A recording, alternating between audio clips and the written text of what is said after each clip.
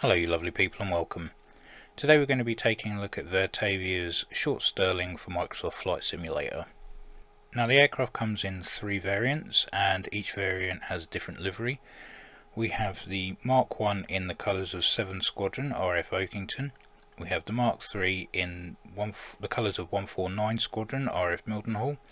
And finally we have the Mark 4 in the colours of 570 Squadron RF Harwell. So let's jump into the sim. We'll take a look around the cockpit and the internal parts and the external models. So before we jump into the cockpit, because all three variants share the same internals, we'll have a walk around the Mark 1, the Mark 3 and the Mark 4. So the main features of the Mark 1, we have the FN5 nose turret, we have the oddly shaped FN7 mid-upper turret, and we have the FN4 tail turret. Other things to note around the engines are the shortened intakes at the top, no oil cooler intakes, no cowl exhaust ring covers, and it has the shorter type exhausts. And then the last thing to note is the portholes down the side of the fuselage.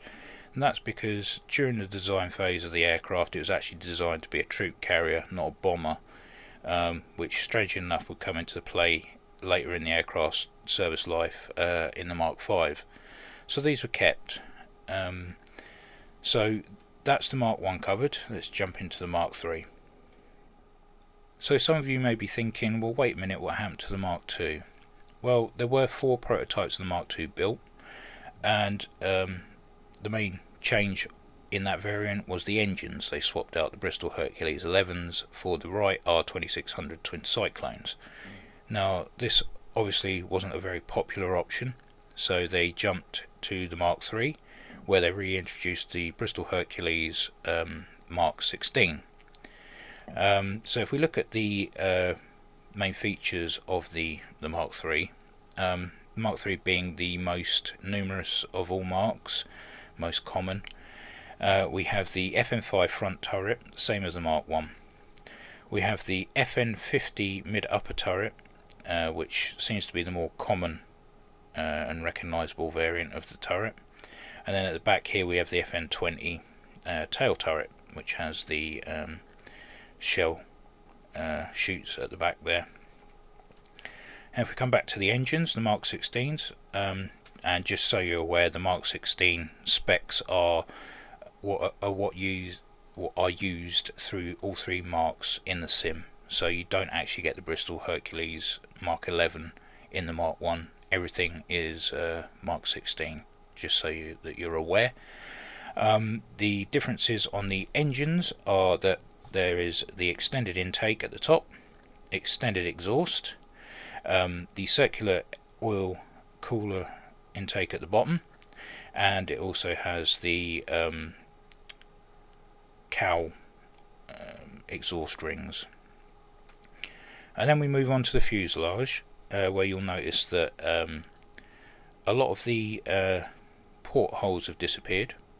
That's because they were painted over to try and stop fighters spotting the aircraft via the light passing through the fuselage. And you'll notice that there's a stripe divider between all the windows in this variant. There's a misconception that they actually added a metal divider, but it's actually paint. So that's something a bit different. So that's the Mark 3 covered. Now if we jump into the Mark 4. So the Mark 4 speciality was para-dropping and glider towing assault transport, and it shows in the layout of the fuselage. It maintains the Mark 16 Bristol Hercules, so there's no change there. If we come to the front of the aircraft, you'll see that we have a plexiglass bubble dome where the front turret used to be. We have a set of Rebecca aerials either side of the fuselage, and we also have 2 smaller bubbled windows either side of the fuselage. If we come down a little bit further, you'll see that we have a deleted mid-upper turret, and if we come to the back of the aircraft where the business end is, you'll see that we still maintain the FN20 tail turret, but we have glider towing equipment under here, and we have a stop guard here to stop any lanyards from whipping the aircraft in flight. So those are the main changes in the Mark IV. We are going to be flying the Mark IV because I've just remembered there is a slight change to the cockpit in comparison to the Mark I and the Mark III. So we'll jump in and we'll have a look. So I'm in the nose turret. As you can see, they've not really done much to it. I don't know what the Mark IV had in the front, to be honest. And you can see where they've made the framing basically see-through, but not totally invisible. If we drop down to the bomb aimer, and this is the bombardier's position where the bomb aiming equipment should be. Again, very, very sparse. Textures aren't great, but you can work your way up into the engineering bay. I'm having to do this with the showcase or drone cam. So yeah, let's go to the engineering. So this is the engineering slash navigation position. As you can see, the textures are very poor, and it's very, very sparse again. Looks like it's only been half done. We'll go down through the fuselage and go to the tail turret. So this is inside the fuselage, where you would expect maybe some seating, but no, very, very, very empty. They've added a little bit of detail here where the exit is, but that's about it really. Again, texturing's not great. And then we'll jump into the tail turret. And the tail turret, a little bit better. You can see that a bit of effort was made for the guns, but again, not brilliant. Would have expected a little bit more detail, but yeah, that's the tail turret. Next is the crew. They look like they've been whipped straight out of FSX. Again, you would expect a little bit more detail for the price of the plane. I'm hoping that the aircraft is a work in progress.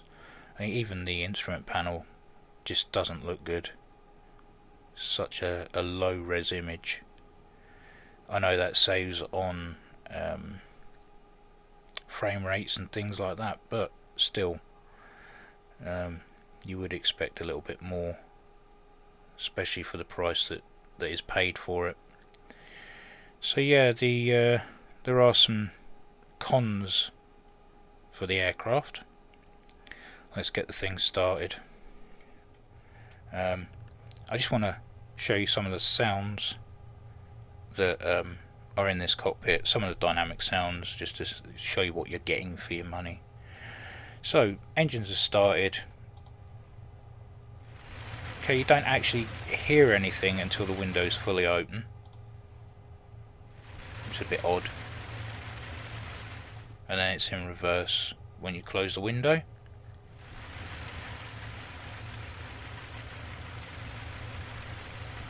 Okay, so yeah, bit of a strange one that. Engines sound fine when they run up, but it's the initial spooling up of the engine that I want you to hear, and the awful sounds that are inside the cockpit. Listen to this, and it sounds like it needs oiling. Everything pretty much sounds the same, and then just a clunk added. So if we run up engine 4, no cough, no splutter, just some strange whirring sound, and then the engine's up and running. Not sure what that's all about. It's just the same sounds around the cockpit, just either made louder, made quieter, Just that horrible squeaky noise, or nothing at all. Another thing, you've got radios here, so you can do your navigation using the Lawrence indicator, and our needles here. Get rid of that. Looking around, we've got boost gauges, RPM, obviously our magnetos. You can hide and bring the yoke back. This is the main difference in the Mark IV cockpit compared to the Mark I and Mark III. You've got a glider release lever that doesn't do anything. You've got landing light, parking brake, gear lever. Over here you've got your which at the time was the real type autopilot, which is quite cool. This is your altitude hold. You flick this one over to hold your wherever your heading bug's pointing to, and you can change that by dragging that around. And then you can change your altitude by using this lever here. You should see at what altitude this is set at, but for some reason it doesn't show on mine. That's the main button to activate the autopilot. Looking around, we've got some switches under here, recognition lights underneath, which I don't believe they work. We've got pitot heat and nav lamps or navigation lights. The booster coil switches don't do anything, but if you just want to add a bit of realism to your startup, you can add that if you feel like it. Other than that, yeah, that's your cockpit, and the sounds are subpar. Really, for the price you pay for this, which is like nearly £30, you would expect more. It really is let down in some of the texture departments and sound departments, but the externals look great.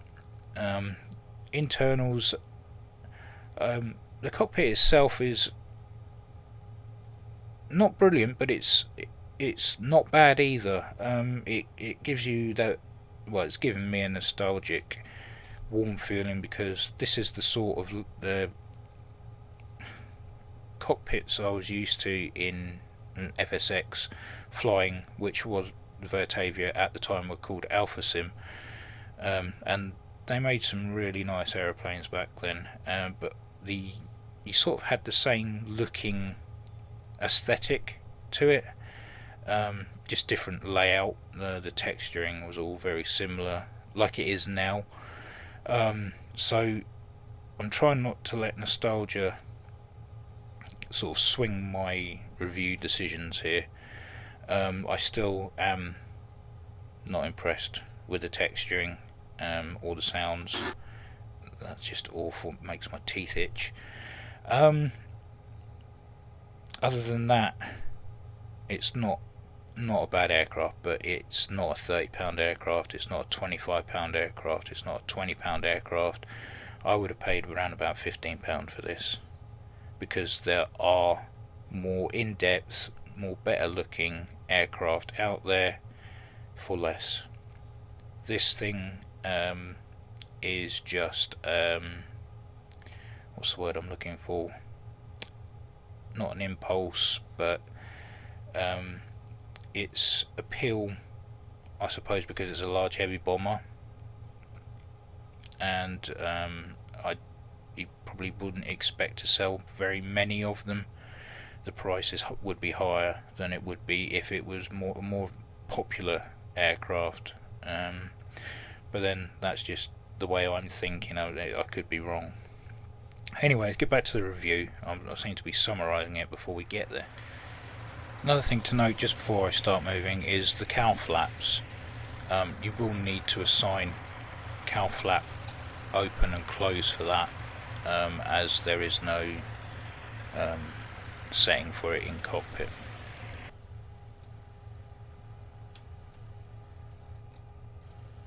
And you can hear that noise indicating that the cowl flaps are being moved, and it's done in increments.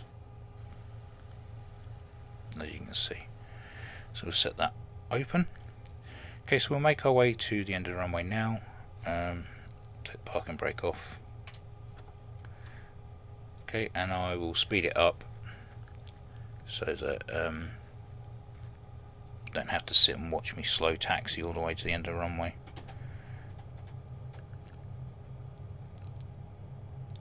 On a side note though, we'll quickly do ground handling. You get the impression that this aircraft is heavy by the way it handles on the ground, so that's nice that that's actually a thing and it's not overly sensitive. Get the impression that you're pushing a big heavy weight around, which is nice.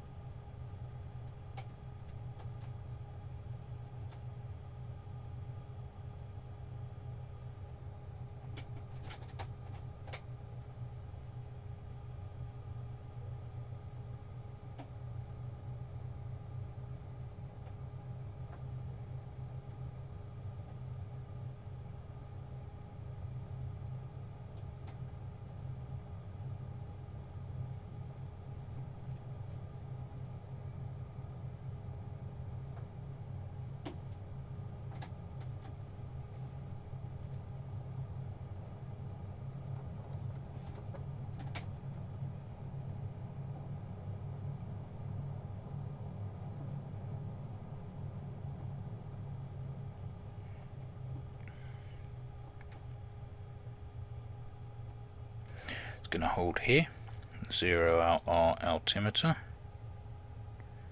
This will be essential for when we use our autopilot.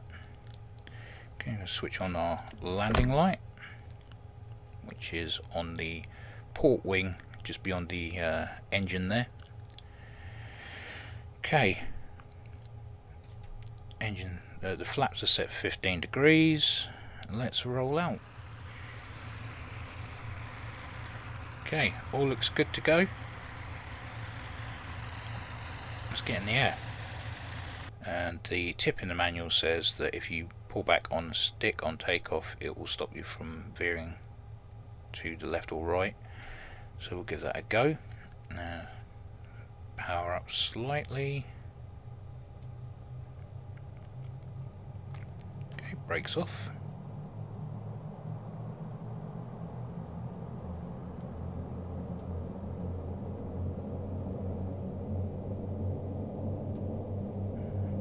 Seems to ring true so far. If we let off the there we go, yeah, you see it starts to veer. Torque steer there, nice. Okay, so we're up. Gear up.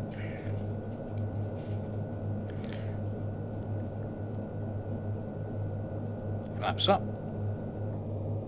Okay, so there's some slight noise. I would expect some clunking from the undercarriage, but okay. Trim out now that the flaps are up.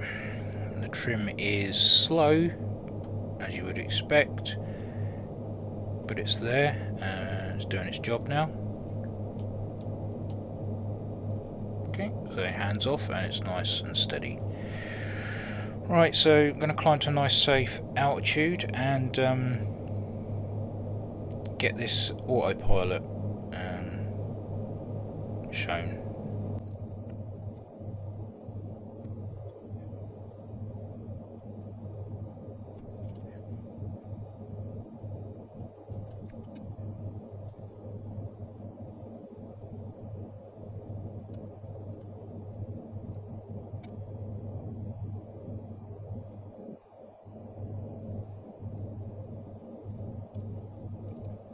so we're around about 5,500 feet. Slow that down slightly.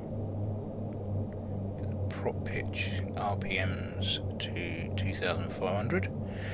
Now we're going to try this autopilot out. So master switch on.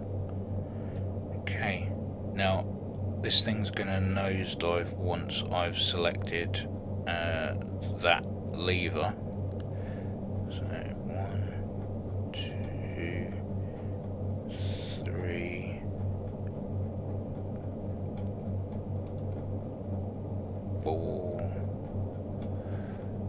5. Okay, so we have altitude hold on, and it's not nosediving, so it's happy, and we're actually climbing. So bring that down a bit.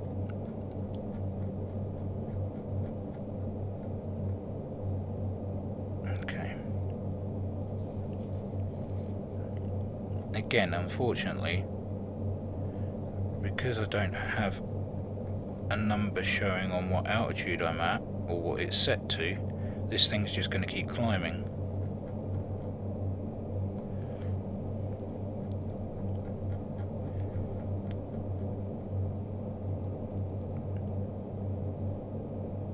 Anyway, let's go on to the heading hold switch here.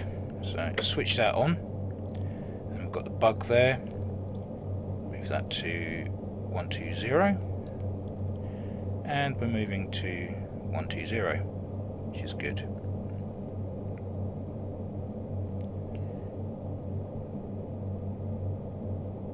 Excellent.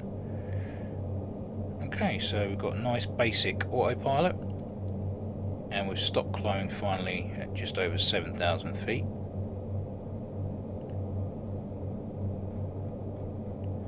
So if we go clockwise, it descends. If we go anti-clockwise, it ascends. Okay. We've got an airfield there to our left. That is Mildenhall, Lakenheath. I want Cambridge, so we're going to turn to the right. I want to fly over the home of 1651 Heavy Conversion Unit, which was RAF Waterbeach, and then on to 7 Squadron at RAF Oakington, the 1st Squadron, to get the Stirling. We might as well do that while we're in a flight here. What we got around here? Can't be too far away.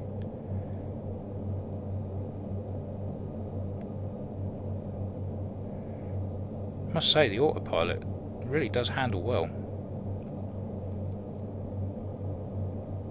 So that's a pro for it. So there's Cambridge. So Waterbeach should be just here. So that's the home of 1651 Heavy Conversion Unit, which is where all the pilots and crews would have done all their training before moving on to squadron service. Oakington will be in this direction.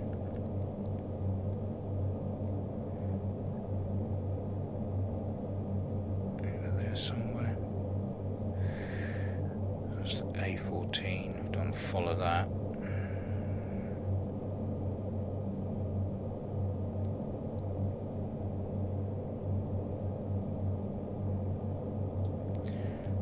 So that's Waterbeach. That must be Cottenham.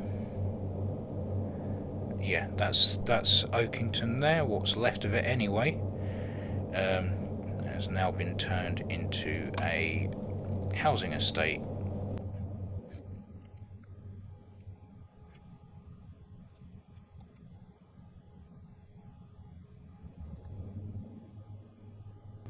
Such a sad sight. There's the main apron where all the aircraft would have, when the training school was here with Vampires. The main runway ran across this direction just here, so it's only fitting that give the ex-RAF Oakington site a fly past. Just going to quickly show you the bomb bays. There they are, both wing and fuselage bomb bays. As you can see, they're fully loaded.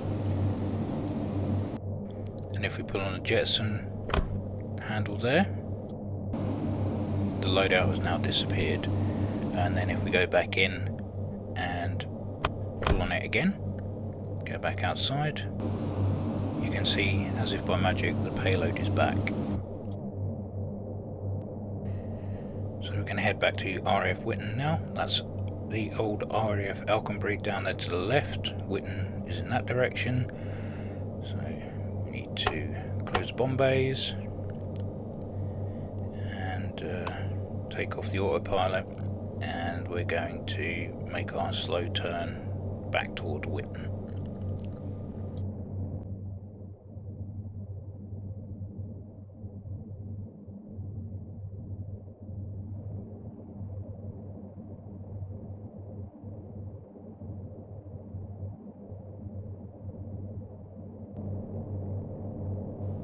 RAF Witten is just off the nose, home of the Pathfinders. If you don't know who the Pathfinders were, very interesting. Have a read up on that. I'm sure you'll agree that there's some very brave men out there. So we're going to bring it in, do a run and brake, and then put the flaps out for the landing.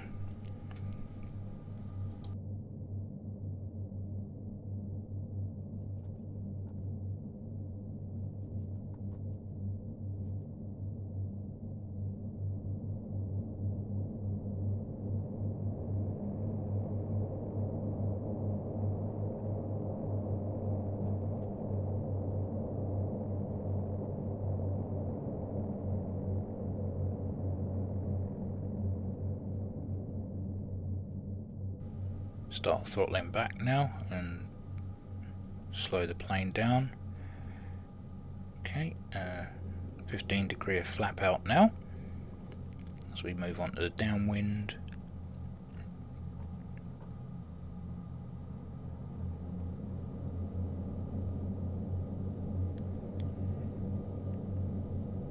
Okay, and now on to 30 degrees.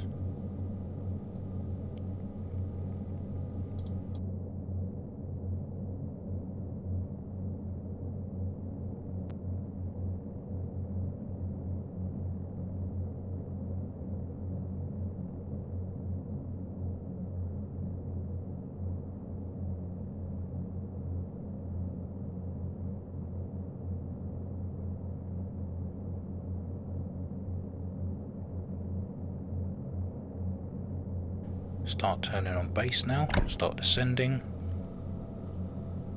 Get 45-degree flap out now and the gear down.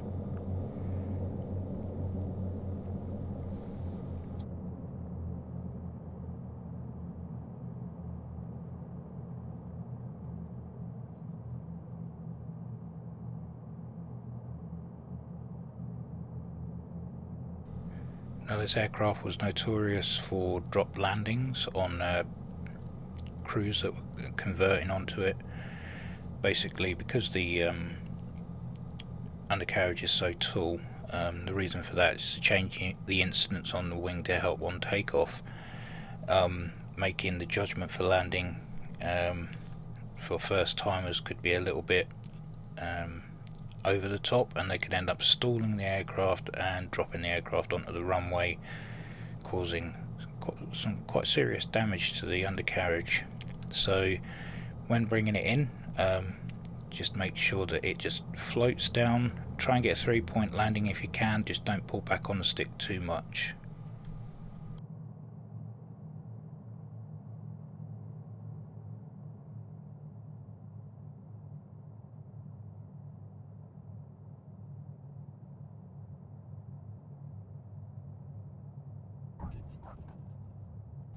And then using the tip of pulling back on the stick, making sure that the tail wheels make contact, and that way you can steer your aircraft where you want it to go. All in all, not bad on the approach and landing at all, to be fair. It's a very forgiving plane. Okay, so let's try and make a brief summary because I think I've spoken enough about it already. Okay, so to summarise, if Virtavia are going to play with the big boys in MSFS, they really need to up their game.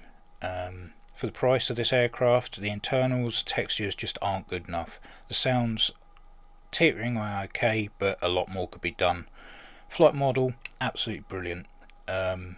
Flies heavy, handles heavy on the ground, and is an absolute joy to fly. I actually, despite its flaws, I'm in love with the aircraft. I could fly this thing all day and not have an issue with it. And at the end of the day, that's what we're here for, flying and having fun.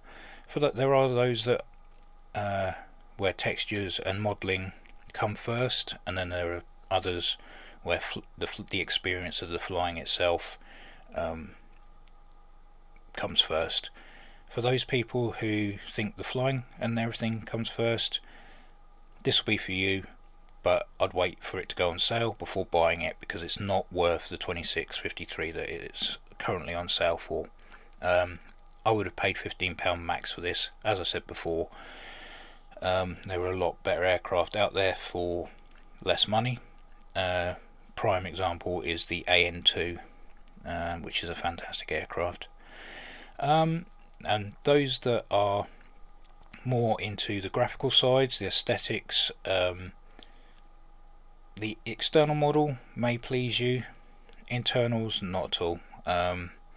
You'll be disappointed, and if you aren't disappointed what you see now, then I don't know, it's just not brilliant inside. So hopefully it's still a work in progress, and the next updates will bring more and more to the game, because seriously, if Virtavia are going to be starting charging the same price for this for their next aircraft, they just aren't going to sell. They need to be on a level playing ground with everybody else. Other than that, the flying side is brilliant, no complaints at all. So hope you've got this far, and I think I've waffled on for long enough, so I'll end the video here. Thank you for watching, and as always, I will catch you in the next one.